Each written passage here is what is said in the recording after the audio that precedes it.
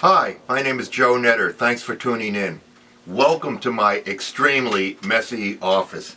It seems to get messier each year when we do one of these videos. My topic this year at the FDIC is managing risk in the volunteer fire service. We as volunteers need to understand the risk that we are exposed to and that we take whenever we respond to an emergency. This program is designed to teach you in very simplistic terms what risk we are exposed to, what dangers we are exposed to, and how we can eliminate, avoid, and handle, mitigate, if you will, many of these dangers. When I first got involved in studying risk in the volunteer fire service, I did a lot of research. And I started by reading the 1250 standard, NFPA 1250 standard. It was very difficult to read. And what I found was that it was very complex. The more I thought about risk in the volunteer service, I also realized that there was another word, complacency, that has come into play with us.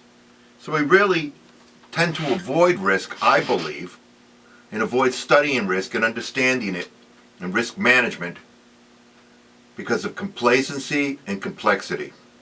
Complacency is, that's the way we do it here. Complacency is, this is the way we do it in the fire service. Complacency is, do what I tell you to do, kid, and don't ask any questions. We all see that. I don't care where you're at. We all see that. Complexity. Complexity is something very different. I never realized how much it plays into the study of risk management in the volunteer service. When you begin to do research on risk management in our service, and you start to read the standards and many of the articles that are written and published out there, you find yourself in a sea of intellectualism. And for many of us, we just don't understand what the heck they're talking about. I don't know about you, but in my 42 years as a volunteer, I've always wanted the facts, but I want them given to me in simplistic terms that I can understand, and in terms that are given to me that I understand how to use them in an easy manner. I don't need complex. I got enough of that in our life. So, when we talk about complexity, let me give you a few examples, and if you allow me to read. I went into the 1250 standard, and I'm going to read you a few of them.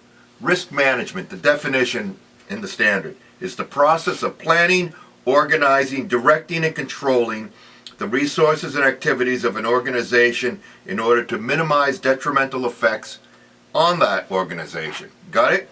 For example, risk is a measure of the probability and severity of adverse effects that result from an exposure to a hazard. Risk assessment is an assessment of the likelihood, vulnerability, and magnitude of incidents that could result from exposures to hazards. And my favorite is risk control, is the management of risk through stopping losses via exposure avoidance, prevention of loss, addressing frequency, and reduction of loss, addressing severity. Segregation of exposures and contractual transfer techniques. Now folks, I've been doing this a long time, and I have never been offered a class in the fire service on contractual transfer techniques. And I doubt any of you have either. We don't understand it. We know these standards are written by attorneys, and that's okay. But again, they're not simple, they're not easy to understand, and we can't relate to them. So what do? We start reading this, we lose interest in it, we don't understand it, it makes no sense, we know our membership is not going to be interested in it, so what do?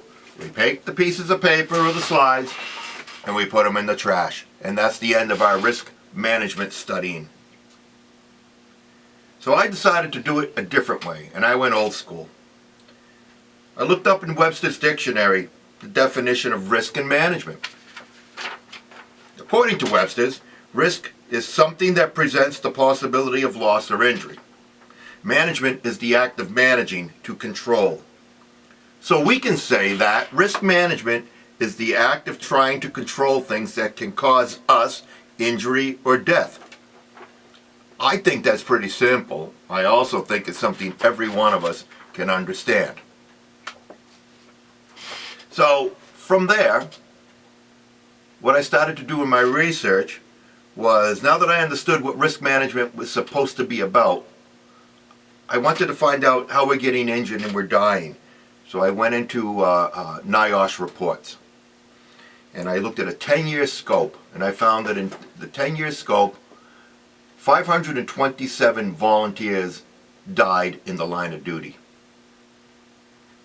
The number one way we're dying, medically, is heart attack.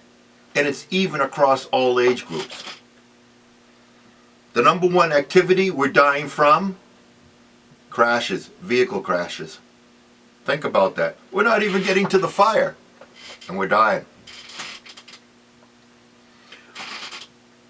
Also, another subject we're going to discuss is our gear as it relates to cancer and all the carcinogens that we are exposed to today that perhaps were not there in such quantity many years ago.